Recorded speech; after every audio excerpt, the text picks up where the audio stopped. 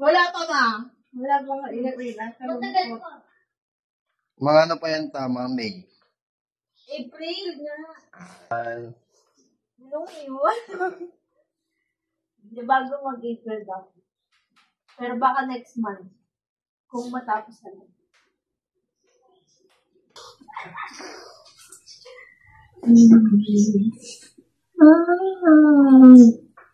Nakaiyak. Wala pa nga eh. Nalungat ako may basa.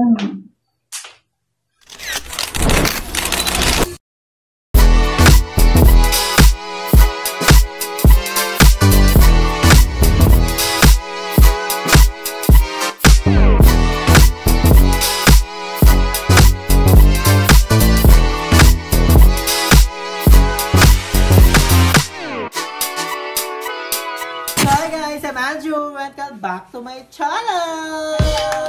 So for today's video is nandito tayo sa bahay natin sa taas sa Cavite kasi we have a good news for you guys. Yes! So ang unang nakaalam na ito is si Ate Jen. Siyempre si Ate Jen. Siyempre si Ate Jen ang unang nakaalam. Then sumunod ako. Then sumunod si Mother. Ikaw alam mo na ba? Nauna pa yung mga tita natin pati pinsan natin. Decision siya. So, ang unang nakaalam si ate, tapos na next is yung mga pinsan tito, tapos ako yung medyo huli na. Tapos si mama.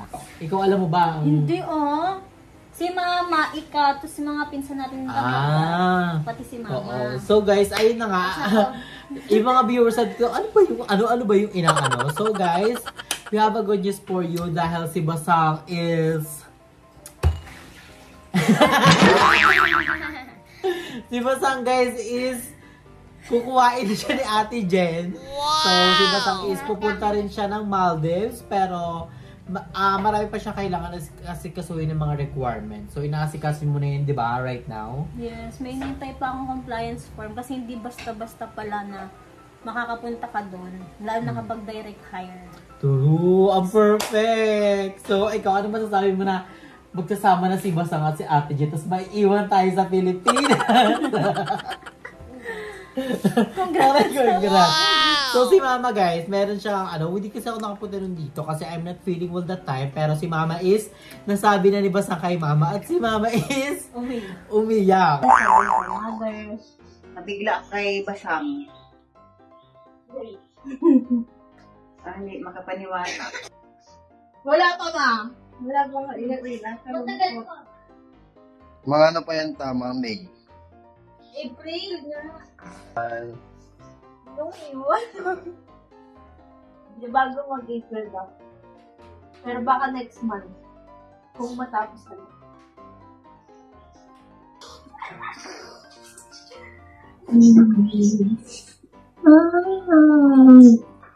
Nakaiyak.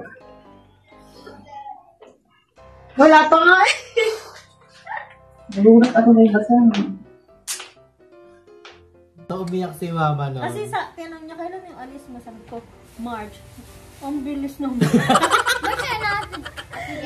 Pero baka mga April or March, no? April bago magkatapusan. April baka nga ganon. Basta update namin kayo pag paalis sa si Basta. Ngayon inaayos niya pa yung mga kailangan ayusin, mga papers na kailangan lakarin. Nilalakad yan So ako ang ko naman, ang feeling ko doon, yung feeling ko naman sa pag-alis ni Basa, medyo na lungkot. Kasi si Basa ang kasama ko sa Pilipinas. Siyempre, si Ate Jen pangalan sa ibang bansa, medyo marungkot lalo na nung last time na umuwi si ate, di ba medyo sad kami nung kasi super bilis. Ang bilis lang ni ate nun eh. Parang 6 days nga lang ata yun. Oo, 6 days lang si ate nun. Pero super saya nung nandito si ate kasi lahat ng araw yun is kasama namin si ate talaga. Nagbagyo kayo nun, di ba? Hindi, yung last yung nag-swimming tayo. Okay, sa Torres Farm. Oo, Torres Farm. Galing di ba? Oo, yun yung last. Tapos, ngayon naman, si Basang is pupunta ng magkasama na sila ni ate. So, ang matitira dito sa bahay, ako, si Ajon, si Mama. Si Udit. So, ayun guys. So, ako medyo nga malungkot kasi si Basang lang yung matatakbuhan ko pag may problema ako. Ngayon, paano ko siya tatakbuhin dun sa Maldives? And lalo na pag naalala ko pag Pasko, pag New Year, kami lang yung magkakasama. Yun Kaya, yung maiiba dun, yun no? yung maiiba. Pero I'm so happy naman din kasi para rin naman sa kay Basang yung ginagawa niya para sa growth niya and para sa future niya din. So, I'm so happy na mag-work na siya doon and kasama niya na si Ate Jen. Alam ko, i-guide naman siya doon ni Ate. Malay mo, pumunta ako doon soon. Pupunta ka dun, te. Pupunta ako doon as a traveler. Hmm, Parang alam hindi mo? ko carry mag-work doon. Ay, hindi, magiging ano ko, Dre. Magiging ano ko, yung maninibago kasi lahat doon, English speaking. Ayun, yun nga. Kaya pinapractice ko na si Basang, kaya ako nandito ngayon. Kasi buong araw kami i-tutor ko siya. I-tutor. Alam mo, magaling sa English. What are you doing? So, ayun pa yung mga kailangan i-improve ni Basang. Kasi sa ibang bansa talaga, mahirap ako. Yung pumunta ako ng Thailand, parang ako natutunan lang sa mga tao. Tapos parang nalilito ako. Alam mo, ang fluent kasi ng mga English nila. Like, lalo na sa immigration dahil, Diyos ko po! Sa immigration! Kabado ako nung sa immigration, Diyos ko po. Pero tinanong lang kung saan kayo mag-i-stay, kung ilang araw, tas for anong Ano sabi event. mo doon? Sabi, kung saan ka mag-i-stay, I'm staying in holiday hotel in Bangkok. Gawa lang ba? Tapos sabi, I'm 7 days here and I want to try the Songkran in Thailand, the most famous, like the water canal. Gawa lang ka, bro? Yes, I'm an influencer. This is my YouTube account. Pinakita din. Ipapakita mo talaga, like, kabado daw. Diyos ko po, si Joby na medyo tinagalan dun. Bakit? Basta dun kami kabado kay Joby kasi basta matagal siya dun. So, ayun. Ikaw, what's your naman? What's your feeling na magiging isa ka ng OFW? Alam mo, Dria. Alam mo, Drea. Parang nanay na. Hindi, may isa-share kasi ako. So, nag-start kasi nito. Kasi di ba dati, inaano siya ni ate pero ayaw niya. Nagulat ako na biglang inano sa akin ni Basang na pumayag na siya, na na-interview na siya. Oo, Nagulat din ako noon. kasi sabi daw ni Kuya Asbab nun kay ate, Kaya Asbab guys is yung husband niya, husband ni ate. kung gusto ko daw mag-apply. Mm. So, ang ginawa niya ate, pinapasa sa kanya yung CV ko, yung curriculum vitae, na resume ka na. Hindi pinasa ko. Tapos after sabi, nag-contact na sa akin sa WhatsApp yung managing director na kung kailan daw ako available. Sa interview. Doon ako nagulat. Kasi Agad-agad. oo, tapos biglang, akala ko, isa lang ako mag-interview. Dalawa. Tapos may English pa. Oo, te. Pero Dalawa. na-carry mo naman. Oo, tas ang kaso, nagtatagalog ako minsan, pero syempre, iaalabay mo na lang din. Tas, gulat talaga ako sa, let's wait for our, assistant director, parang ganun. So, biglang dalawa sila nag-interview. Nagulat ako kasi, after ng isang mag-question, isa naman. Palitan sila ng tanong. Tapos may, Nasaan ka doon ng interview ka dito sa bahay? hindi, nandun ako sa boarding house. Buti na lang. Tapos naulan pa nun. Buti lang malakas sa signal doon. Oo, kaso naririnig din yung raining. Rainy. Buti na lang, nakapasa ka at nabigay agad sa iyo. Hindi ko expect yung Dria kasi alam mo kung bakit. Bakit? Nag-utal-utal ako nun. Ay. Tapos, sabi kontakin daw ako. Sabi ko, kailan ko malalaman kung pasado ako? Ang nangyari, sinabi, hintayin mo kinabukasan. Kinabukasan agad? Oo, sabi niya, hintayin ko kinabukasan yung result. Mm. Tanong daw muna sa team kung okay ba daw yung pinalabasan ng interview. Hindi ako kinabukasan, walang sumagot. Wala? Wala talaga. Tapos? Parang sabi ko, elbow na ata ako. Kasi, Wala ka na pag-asa na? oo, tinawan na pag-asa. Lang after 7 days. Doon na. Kasi November 11 ako in-interview. Tapos November 18, doon ako kinongratulate. Tapos dumating na yung papel. Wala pati. Ano yung pinakita mo kay mama? Ano pa yun? Di ba January ko na yung pinakita kay mama? Or February? Ay, February ko na pinakita kay mama na ngayon yung kontrata. Madami talagang proseso kasi Sobrang daming proseso talaga. madami talagang gagawin as in. Dahil mga pag-direct wala kang agency. Kasi walang babayaran doon. ikaw mismo magbayad dun sa mga process mo. Kailangan mo rin talaga gumastos pagdating sa ganun. Buti na lang dyan si ate para i-help si Basang sa mga kailangan niyang asikasuhin, Sobrang ayusin. dyan. So, Basta kayo guys, kapag mag-iibang bansa kayo, dapat mag-ready kayo ng 30,000. Sa process pa lang. process pa lang yun. Paano pa kayo yung mga ano yun? Pero bawi naman yun pag nakandong ka na. Diba? Bawi naman yun pag nandun ka na, pag ano.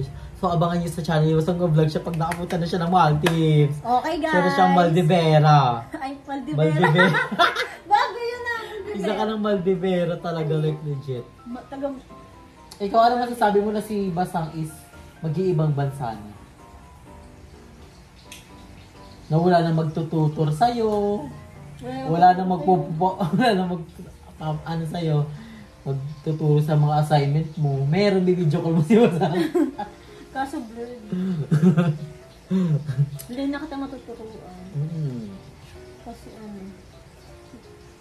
kasi kada uwi niyan, sabi ko, ano assignment mo? Wala. Tapos sabi, sige, mag-cursive ka dito. Cursive writing siya ko. Pero si Arjen, kabog si Arjen guys. Kasi ang tataas ng mga grado niya. Ang pinakamababa niya is 85, pinakamataas niya is 92. So, very good si Arjen. Tagpasawag. Walang line of 7. So, ang dami nagtatanong kung sino ba ang nanay ni Arjen. Sino mama mo? Sino bang nanay mo? Si Mama din. Hindi, may nakita ko sa isipin channel mo, daw, ako daw yung mama niya. Lahat mama niya. Si Basang, si Ate Jen, ako, si Odette, si Udang. Kasi di ba yung baby pa siya? Nag-video kami. Nakita daw sa channel ko. Yung baby pa sa Hindi, bata pa lang po talaga. Si Arjen nasa amin na. Naabutan niya pa nga si Pape, nung baby pa siya talaga. So, si Arjen po is our... Pamangkin talaga siya. Oo, pamangkin talaga siya. Kadugo naman namin si Arjen. So, ngayon is, dito siya sa bahay, kasama siya ni Mama, and nag-aaral siya dito, malapit sa amin. Basta gano'n. Kabugyan, may service pa yan. Amaya po. Amaya. Amaya yung school niya, pang malakasan. So, congratulations agad kay Basang, guys, dahil... Congratulations in advance dahil alam pa naman carry niya yan, di ba? Pero alam mo ba, sabi ko kay ate, anong naranasan niya yung unang taon? Yun nga, yung pinag-isapan namin, nag-video call kami ni ate, sabi ni ate, baka daw manibago ka nung una. Kasi nung una daw, gusto niya na umuwi. Oo. Sabi ko, ate, paano gano'n sinabi ni boss? Sabi niya, yeah. Siyempre, kailangan niya talaga magtiis, gano'n. Tapos sabi niya daw talaga, buong taon daw siya umiyak. Wala buong taon daw talaga. Kala nyo lang guys, napakadaling mag-OFW pero napakahirap. Si Ate Jen guys, sobrang tagal na ni Ate Jen sa ibang bansa Like, nasa kaingin pa kami noon. Simula nung mga dekada na ata siya. 21 years old ata siya nag-start. 21, ngayon 32 na siya. No? So, 34 dekada no, mahigit 10 years, mahigit na. Diba? Tagal na. So si ate talaga is one of our... Si ate ang naging breadwinner talaga sa ano namin, sa family. Kaya we're so thankful kay Ate Jen. Alam ko nanood ka Ate Jen. Thank you so much. Shout out sa mga Maldives. Yes, kay Ate Jen at kay Asbab. Thank you so much kay Ate Jen dahil sa sakripisyo binigay niyo talaga sa amin. Kung dahil kay Ate Jen, wala kaming bahay na ganito. Diba? Hindi kami nakaano. Oh, diba? Hindi nakaano si Basang. Pagtapos si Basang, diba? Pasabo po malakas. Kaya we're so thankful kay ate for all the blessing. And sa mga pag may problema kami, nandiyan si ate, lalo na ako, dami kong problema. Grabe, si ate. grabe yung pagkaano. Grabe yung ano ni ate, yung support niya talaga sa amin as a kapatid, pati kay mama, hindi niya talaga pinapabayaan si mama, si Ahajun, si Odette, miski si Odette, di ba? Si Bodette, Pakahirap talaga ng sitwasyon ng mga OFW. Kaya sa mga anak dyan, mag-aaral kayo na mabuti kasi yung mga parents nyo naghihirap sa ibang bansa. Diba? I-share ko lang din na nung nag-aaral pa ako ng college, di ba si ate na yung nagpapaaral? Tapos, naisip ko nun, yung sa Imus Institute ako, ang mahal ng tuition. Ang mahal. Nagkautang nga sa Basang, di ba? 30,000 per sem. Oo. Eh di, sabi ko lang. Sobrang daming school na napunta ni Basang bago siya graduate, guys. Nag-ano ka, nag-Datamix. Di ba nag-Datamix ka? Datamix siya. Tapos nag-Kabso ka. Hindi nag-apply lang ako ng... Nag-apply ka ng Kabsu, Cavite, pero Tapos, nakapasok ka, pero Hindi ko tinuloy. hindi niya tinuloy kasi ang mahal ng dorm. Ayoko lang kasi malayo. Pero, Tapos ano pa mga school mo? Institute ako. Imus tas Institute ka. Nag-Datamex. Datamex. Tsaka na ako nag-PUP. Ako nag-PUP Paranaque siya. Doon Doon sa ako PUP Paranaque, kabog yung ano. Sabi niya noon, na kasi bumagsak ako Oh. sa physics, chemistry. Kasi nag-work ako sa McDo, di ba? Ayaw niya ate na mag-work habang nag-aaral. Oo, gusto niya ate, focus ka talaga sa goal mo. And si Odette, ang kulay gray na po siya. Hindi po siya napapag-groom. Dumi-dumi niya. Ano, the anak talaga to guys. So, pasabot. So, abangan nyo guys yung journey ni Basang. And, naway, ano si Basang? Makayanan niya. Alam ko naman kaya ni Basang talaga naman doon. Parang ano nga yun, nandito kami parang, pero iba pa rin talaga ang buhay sa ibang bansa. Kasi sobrang layo na nun. I get ilang airplane pang sasakyan mo nun. Dalawa ata. Si ate dalawa eh. Dalawa. Diba? So, congrats kay Basang sa another new journey niya. So, abangan niyo na lang guys kung kailan si Basang lalarga sa... i-vlog din natin yung unpake. Oo, Kung ano yung mga pa si dadalhin. Basang. So, alam niyo ba guys, si Ate Jen Sodo support sa Okay ni Drew. Kasi Okay business. si Basang support siya, kabog siya si Basang, pasabog siya, bumili siya ng mga jacket. And bumili siya 4 na piraso, pinilit siyang bilhin sa mga kasama niya, sa mga kaibigan niya. Ganun si Basang ka-support talaga. And si Ate Jen bumili, ayan o. Oh, Nike yan. Tignan mo, legit na Nike yan, guys. Just do it. Bumili si ate size large. So, ito ay kasama sa i-impake. Diba? Dapat maraming bibilin si ate. Kaso naisip ni ate, marami kang dadalahin. Sabi nga ni ate, huwag daw masyado madaming magdala ng damit. Dapat more on pagkain. Kasi Yun nga, sabi ni ate nga. Huwag ka masyadong magdala ng mga damit. Kasi pwede ka naman daw bumili doon. Mag-order ka kay Shein. Libre ka din ate. bibili siya. So, dalawang ate ko na ang pupunta sa ibang bansa. So, ako hindi talaga ako maano eh. Ako hindi ko carry mag-work sa ibang bansa. Parang more on ano lang ako, travel, ganun.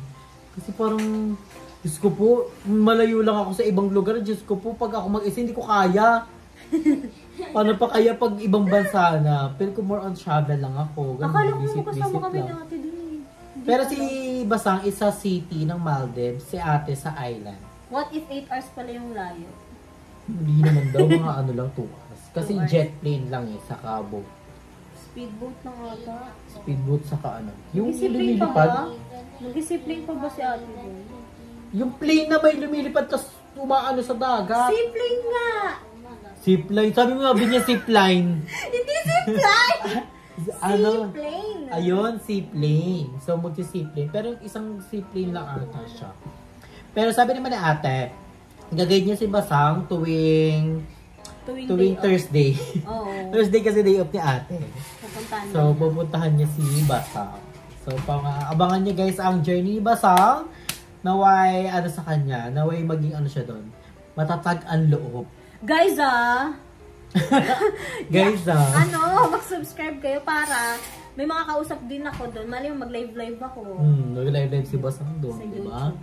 So, abangan niyo yung mga ano ni Basang. And sabi ko sa kanya, mag-vlog siya doon kasi opportunity yun, malay mo. Mag-vlog ka doon, tapos mag-work ka pa doon, kabog ka. O, di ba? Kasi si Basang, guys, monetize na siya sa YouTube. Yes! Kapag Thank you kaya so siya. much, guys! So, i-subscribe niya yung YouTube ni Basang. Ito yan. Adyo kay Ajon. Nagano channel si Aljon. Anong channel mo? Aljonatics daw.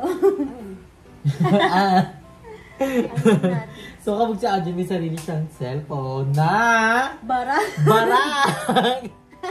Ano nangyari dito? Nabagsak niya ata yan eh. Ano nangyari dito? Siguro nang gigil siya sa laro. Hindi, nabaksak. Tinapon. Hindi. Nabaksak ba? Pero paayos natin yan. Mura lang paayos yan. So guys, thank you so much again for watching. And ayun, inano lang namin sa inyo ang good news na si Basang is fly na. Abangan nyo. I think mga April or katapusan or mga March, no? Ganun. Hindi. Ngayong March na, di ba? Inaasikaso pa. So, possible mga next April. month. Oo, mga April. Tapos, So, basta abangan bago nyo yung magkataon. journey Basang. Kasi marami pa siya kailangan talaga asikasuhin. Like, super busy niya kaya. So, sobrang dami. Sobrang dami niya kasi kasuhin talaga. Punta doon, punta dito, punta dito, punta doon, punta doon, punta dito. So marami pa siyang kailangan tahaking in life. So guys, thank you so much again for watching. Ingat kayo palagi. Stay healthy and fresh. Bye. Bye!